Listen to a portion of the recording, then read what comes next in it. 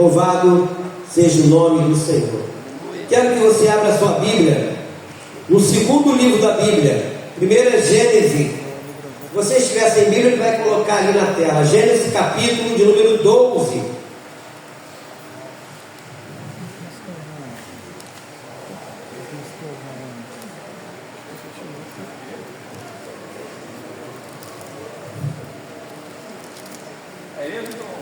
Perdão, eu falei Gênesis, Êxodo, me perdoe. É o segundo livro, é Êxodo, não pode ser o primeiro. Êxodo capítulo 12. Eu vou ler a partir do versículo 37. Peço que você fique de pé, por favor.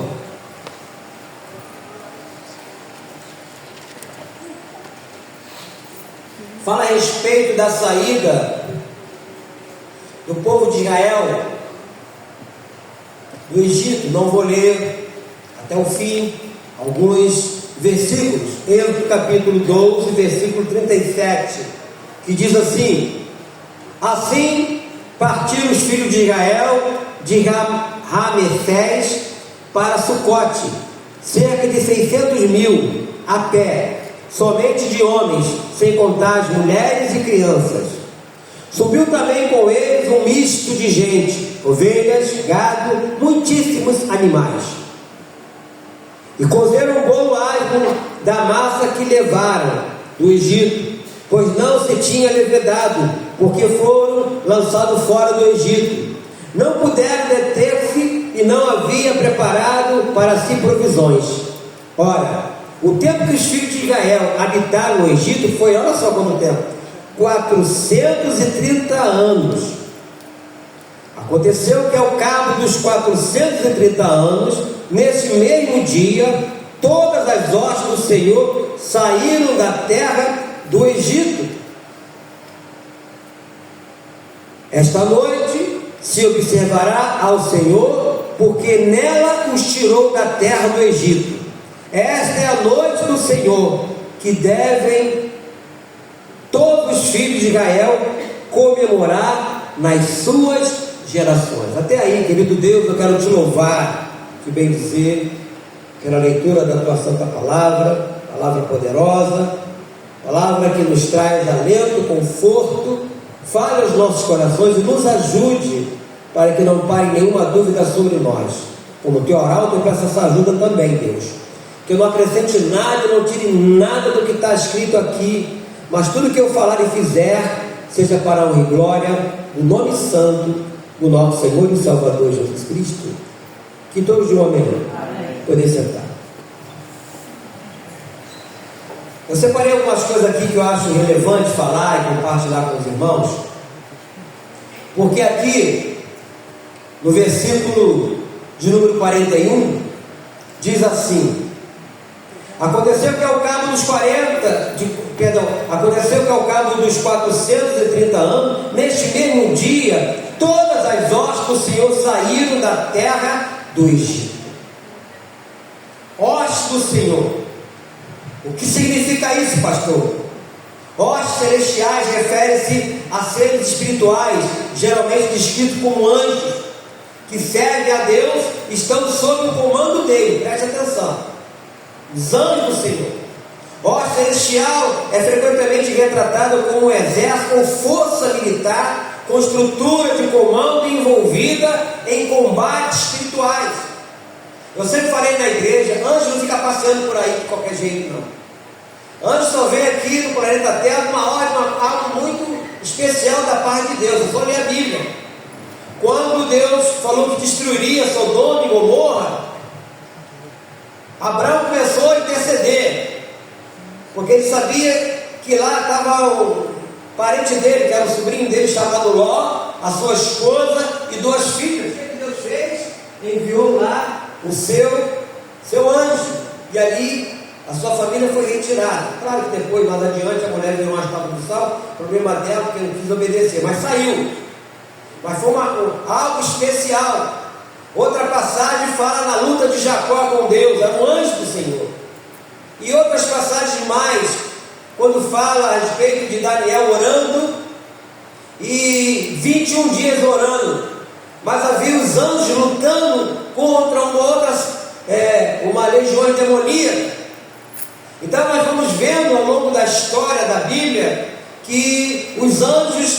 tem um comando. Deus comanda os anjos celestiais, como existem os anjos malignos, né? Chamados de Satanás e seus demônios. São anjos caídos, que a Bíblia fala. Então, anjos são seres espirituais criados por Deus. Deixe marcadinho aí, vamos lá no Salmo de número 34. Muito importante você ter isso na sua consciência e entender. O Salmo 34, no versículo de número 7, olha o que diz: o anjo do Senhor acampa-se ao redor dos que o temem e faz o quê? E os livra. Quando eu não era cristão, eu acreditava que alguém, se eu tivesse sorte em alguma coisa, aí fulano falava assim, ó, você já deve ter ouvido falar isso, fulano tem um anjo de forte, não é um anjo de guarda forte. Quem já ouviu isso? Anjo de guarda. Eu acredito nisso. Mesmo naquela época que eu não era cristão, Deus já tinha um plano na minha vida, diante de todos os desafios que eu enfrentei e perigos, né? Eu acredito que lá naquela época Deus já tinha um propósito na minha vida, mesmo sem eu ainda ter o conhecimento dele. No livro de Primeira Epístola de Paulo, Primeira Epístola de Pedro, quando fala a respeito de Satanás, fala que ele é um ladrão, não é? E fala que lá em 1 Pedro, capítulo de número 5, fala que ele vive ao nosso derredor esperando uma oportunidade. Demônio, ele fica ali esperando, mas ele vive ao derredor. Mas aqui fala que o anjo fica ao nosso redor. Então nós temos um escudo, uma proteção divina por Deus, quando nós somos temente a Ele, quando nós obedecemos a Ele, Ele nos protege. Por isso que fala aqui, o anjo do Senhor acampa ao redor dos que o temem e o livra do mal. Voltando para o texto, quando fala de hostes, que são os anjos, não é? E como eu disse, ele não fica subindo e descendo em todas as direções, sem ter o que fazer, nem fica na igreja com uma espada na mão, como muitos pensam, né? Tem gente que acredita nisso. Hoje está passando, cuidado quando vai passar. Para quê? Isso é antibíblico. Deus não fica, antes fica dentro da igreja passando com espada, para quê? Para punir quem? Dentro da igreja. A Bíblia fala lá em livro de Mateus, capítulo de número 18, sempre fala isso aqui. Mateus 18, versículo 20. Quando Jesus fala, ele fala que quando houvesse 2 ou 3 pessoas reunidas no meu nome, ali eu estou no meio dele. Então é Deus, é o Senhor Jesus que está aqui no nosso meio. Não é anjo passando para lá e para cá com a espada na mão, subindo e descendo, tudo quanto é direção. Isso não existe. Se você ouviu isso, esquece. Por quê? Porque Satanás se finge também de anjo, você sabia? A Bíblia fala que Satanás se finge de anjo de luz e engana muita gente. Satanás não vai se apresentar e falar, eu sou Satanás. Não.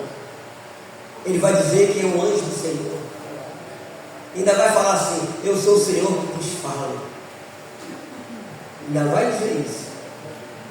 Abra comigo lá em 2 Coríntios 11. Primeira Epístola de Paulo aos Coríntios, tem 2 Coríntios, capítulo 11.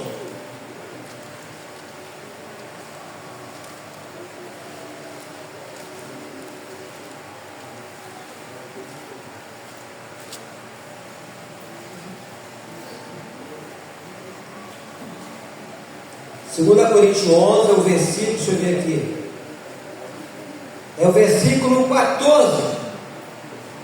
Olha o que diz: e não é de admirar, porque o próprio Satanás te transforma em quê? Anjo de luz. Quantas pessoas têm sido enganadas ao longo da história por ouvir a voz de Satanás e acreditar que é Deus que está falando? Como eu disse no início, anjo só vem com algo específico, algo grande. E voltando para o texto, quando fala de hostes, que é anjo, eu só quis explicar para você entender o que é anjo e o que ele faz. Aqui no texto nós vamos ver várias especificações do Senhor falando.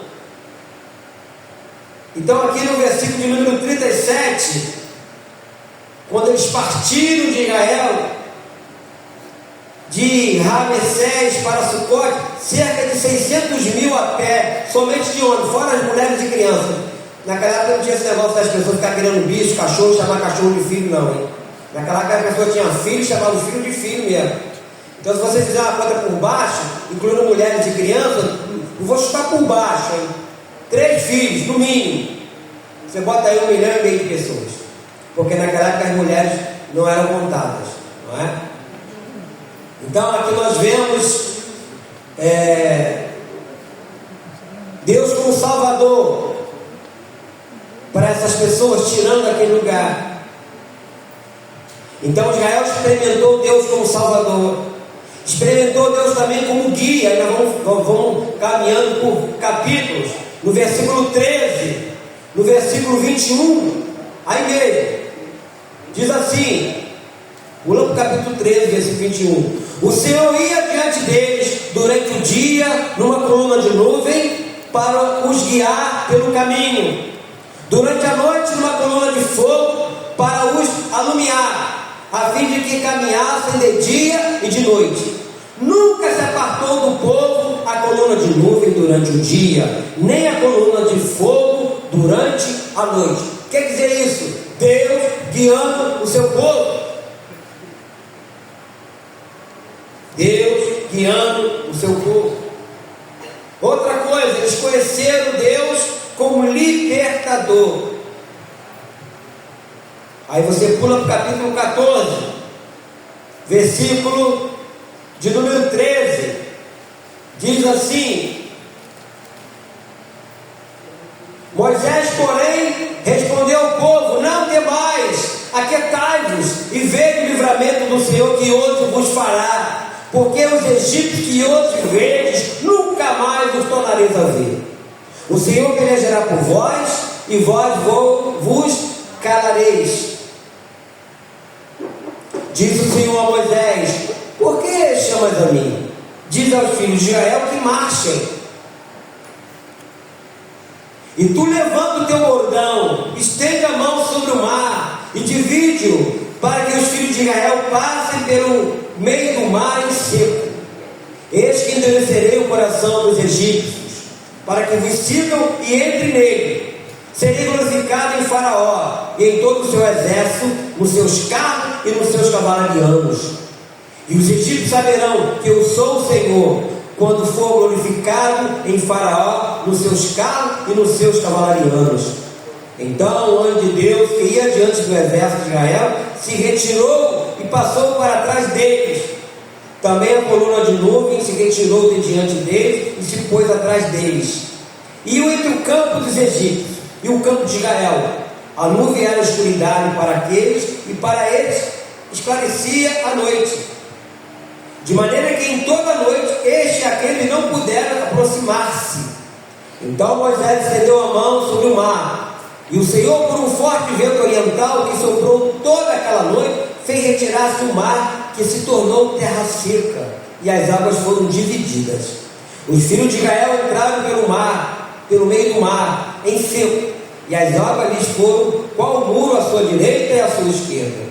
Os egípcios que o perseguiam entraram atrás deles, todos os cavalos de Faraó, os seus carros, os seus cavalarianos, até o meio do mar.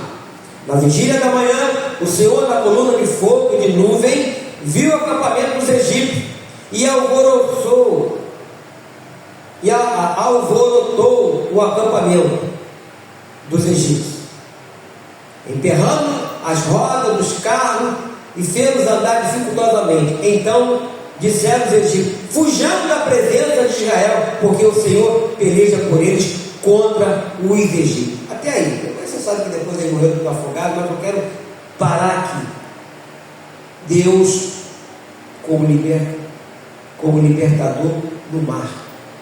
Imagina você andando, vendo o inimigo nas tuas costas, na frente do mar. Tem aquela velha frase: se correr o bicho pega, se ficar o bicho come. Se eles ficassem, seriam presos e voltariam como escravos para o Egito. Mas aí Deus estava no comando de tudo. Passaram e chegaram do outro lado. E depois você vai ler o texto. Deus fez com as águas voltassem no mesmo lugar e matou todos aqueles faraós, todo o seu exército. Eles experimentaram também Deus como médico. Então, como eu falei, experimentaram Deus como Salvador, tirando ele de lá do Egito, como guia, coluna de fogo, nuvem, como libertador no mar e como médico. Aí pula para o capítulo 15, 26, que diz: e disse: se ouvires atento a voz do Senhor teu Deus, e fizerem o que é reto diante dos seus olhos, e deres ouvido aos seus mandamentos, e guardarem todos os seus estatutos, nenhuma enfermidade virá sobre ti das que enviei sobre os egípcios, pois eu, Senhor, eu sou o Senhor que faz o quê? Que te sara. Eu sou o Senhor que te sara. Então experimentaram também o Deus como médico na vida deles. E eu creio também, meus irmãos, que nós também podemos experimentar Deus na nossa vida assim também. Nós experimentamos Deus quando Ele nos tirou do mundo. A Bíblia fala que Deus fez o quê? Nos transportou da onde? Do império das trevas para o reino, não é isso? Do Filho do seu amor. Hoje nós não somos mais guiados por filosofias humanas. Quem se lembra do passado, quando nós buscávamos saber no dia seguinte o horóscopo? Quem nunca consultou o horóscopo, tire a primeira Bíblia. Mas eu acredito que todos nós um dia no jornal, sei lá que o jornal fosse, não é?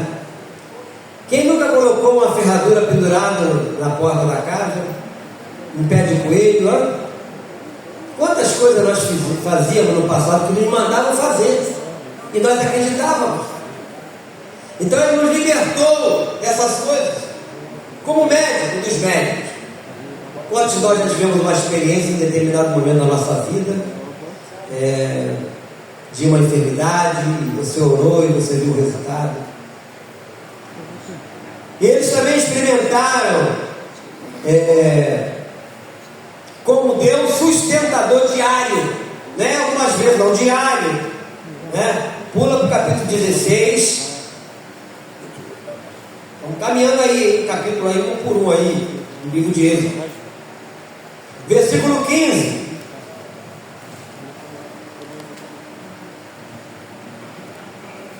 Vamos começar no 11, versículo 11 aí do capítulo 16, que diz assim: e o Senhor disse a Moisés: tem ouvido as murmurações dos filhos de Israel. Diz-lhes: ao crepúsculo da tarde comereis carne, e pela manhã vos fartarei de pães, e sabereis que eu sou o Senhor vosso Deus. À tarde subiram cordonizo, se fosse hoje aquelas codornas, né? E cobriu um arraial. Pela manhã jazia o orvalho ao redor do arraial. E quando se evaporou o orvalho que caía na superfície do deserto, restava uma coisa fina e semelhante à escama fina, como a geada sobre a terra. Vendo os filhos de Israel, disseram uns aos outros: que é isto? Pois não sabiam o que era. Disse-lhe Moisés: isto é o pão que o Senhor vos dá para vos alimento. Olha só. Eis que o Senhor vos ordenou: colhei disto, cada um segundo o que pode comer, um gome por cabeça. Gome era uma medida naquela época, segundo o número de vossas pessoas. Cada um tomará para os que se acharem na sua tenda. Assim o fizeram os filhos de Israel, e colheram uns mais, outros menos. Porém, medindo com o gome, não sobejava ao que colhera muito, nem faltava o que colhera pouco. foi escolhendo cada um quanto podia comer. Disse Moisés: ninguém deixe dele para a manhã seguinte.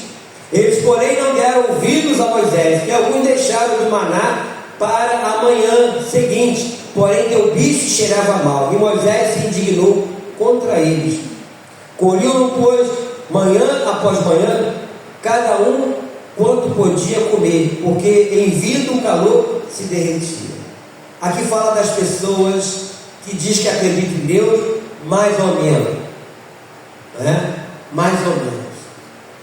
Ou nós acreditamos ou não. A ordem era: você precisa deixar guardado, porque amanhã vai ter mais, né? Não precisa estocar comida dentro de casa. Para que estocar comida? Mas eles estocavam. Era um povo que tinha Deus diariamente com eles, como falamos aqui da coluna de fogo à noite, as nuvens, coluna de nuvem de dia, Deus ali com eles. Até carne eles comiam, sem ter feito galinheiro para criar bicho, nada disso. A farinha vinha do céu, mas a desobediência sempre estava no coração dessas pessoas, como existe também no coração das pessoas de hoje. Então eles experimentaram Deus como Salvador, como guia, como libertador, como médico, como sustentador diário, que vamos ler aqui. Mas também eles experimentaram Deus como protetor diante do inimigo. Pula para o capítulo 17, a partir do versículo 8, que diz: então veio Amaleque e pelejou contra Israel e Refidim. Eram os amalequitas, né? Um povo estranho. Com isso ordenou Moisés a Josué: escolhe os homens que saem e pelejam contra Amaleque. Amanhã estarei eu no cume do outeiro, e o bordão de Deus estará na minha mão. Fez Josué como Moisés lhe dissera, e pelejou contra Amaleque. Moisés, porém, Arão e Ur subiram ao cimo do outeiro. Quando Moisés levantava a mão, Israel prevalecia. Quando, porém, ele abaixava a mão, prevalecia Amaleque. Ora, as mãos de Moisés eram pesadas, por isso tomaram uma pedra e a puseram por baixo dele, e ele nela se assentou. Arão e Ur sustentavam-lhe as mãos, um de um lado e o outro do outro. Assim lhe ficaram as mãos firmes até o pôr do sol. E Josué desbaratou a Amaleque e o seu povo a fio de espada. Até aí. Então aqui nós vemos Deus protegendo o seu povo, como Deus também nos protege, meus irmãos. O problema hoje é a incredulidade de muitos, não é? Então Deus nos protege. Só nós estamos aqui nessa noite que houve uma proteção de Deus na nossa vida durante essa semana que você nem viu, mas Deus nos protegeu e tem nos protegido. Então eles experimentaram Deus diante de tudo que eu falei aqui. Eles experimentaram Deus que habitava no meio deles de uma forma constante, contínua. Pula para o capítulo aí 40, mesmo no livro de Êxodo 40, vou lá na frente, a partir do versículo 34, dois versículos 34 e 35, diz assim: então a nuvem cobriu a tenda da congregação e a glória do Senhor encheu o tabernáculo. Moisés não podia entrar na tenda da congregação, porque a nuvem permanecia sobre ela e a glória do Senhor enchia o tabernáculo. Mais tarde nós vamos ver, esse tabernáculo era uma tenda. Dentro desse tabernáculo havia a Arca da Aliança, né? A Arca da Aliança representava o quê? A presença de Deus. A presença de Deus. Como hoje. Hoje nós não precisamos mais fazer festa de tabernáculo na igreja. Porque hoje nós somos o quê? O tabernáculo de Deus. Esse tabernáculo já tipificava a gente. Eu sei que existe lugar que faz ainda aquela coisa toda, todo aquele ritual. Não é mais necessário nós fazermos isso. Podemos fazer uma apresentação de uma peça, tudo bem, mas fazer como uma regra não tem nada a ver. E a Bíblia nos mostra que hoje nós somos o tabernáculo de Deus. Abra comigo aí em 2 Coríntios, capítulo 5. Segunda Epístola de Paulo aos Coríntios, capítulo 5. Quando Paulo ensina aquela igreja, falando a respeito disso. 2 Coríntios, capítulo 5. Olha o que diz. Estava conversando, nós fizemos uma reunião no sábado desse ano passado aí. Eu estava conversando com o pastor Renato sobre isso. E aqui diz, no capítulo 5 aí de 2 Coríntios: sabemos que se a nossa casa terrestre deste tabernáculo, falando da gente, se desfizer, tendo da parte de Deus um edifício, casa não feita por mãos, eterna nos céus. E por isso neste tabernáculo gememos, aspirando por sermos revestidos da nossa habitação celestial. Então hoje nós somos o tabernáculo de Deus. Eu costumo dizer que nós somos o tabernáculo ambulante, porque nós andamos e levamos a presença de Deus. Lá atrás, esse tabernáculo era aquela tenda, tinha a arca da aliança, e só uma pessoa qualificada poderia entrar ali. O sumo sacerdote, qualquer pessoa que olhasse lá dentro era fulminado na hora. Então esse tabernáculo já tipificava a gente. A Bíblia fala que nós somos o quê? Santuário de quê? Das moradas de quem? Do Altíssimo. Então nós somos esse tabernáculo. Então lá era diferente, era uma outra condição. Então, da mesma forma que os israelitas experimentaram Deus como Salvador, nós experimentamos também. Como guia, nós estamos experimentando e nos guiando. Como libertador, sim, nos libertou do império das trevas. Como médico, como nós oramos ainda há pouco várias situações, porque nós acreditamos que Ele pode curar, ou não? Pode ou não pode? Amém? Pode. Como sustentador, todo dia você tem um pão para colocar na mesa, tem a sua comida, Deus nos sustentando, não é? Aí você fala, mas eu trabalhei, trabalhou porque te deu saúde. Fica sem saúde para viver o negócio. Fica encravado numa cama, para você ver como é que as coisas começam a cair. Então Deus se sustenta com saúde e provisão, porque você tem o seu trabalho, tem que tirar o pão. Então Ele é sustentador. Como protetor, nós lemos, como eu falei aqui, lá de 1 Pedro capítulo 5, que Satanás vive ao derredor, esperando uma oportunidade. Mas no Salmo 34 fala que os anjos não acampam ao redor e nos livra do mal, de todo o mal. Então, da mesma forma que eles experimentaram, nós experimentamos no dia de hoje também. Nós temos que acreditar que nós não estamos por aí ao léu. Ao léu, nós não estamos. Nós temos um Deus Todo-Poderoso, amém, queridos?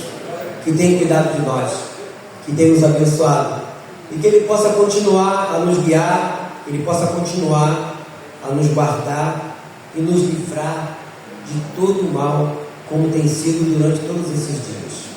Eu quero orar com você e com você, com essa cabeça. Queria chamar aqui o Ministério do Louvor, mas eu vou encerrar aqui orando. Querido Deus, Pai Celestial, nos ajude, ó Deus, para que possamos ter esse entendimento, sem vacilar. Porque no passado nós vimos ali Deus alimentando o seu povo, e o povo não acreditando naquilo que o Senhor podia fazer. Então, Deus, nos ajude, nos dando sabedoria, nos dando condições de nós irmos em frente. Faça isso, Deus, em nossas vidas. Eu te peço isso no nome do Senhor Jesus Cristo. Tudo amém. Queria chamar aqui o irmão Diácono Sérgio.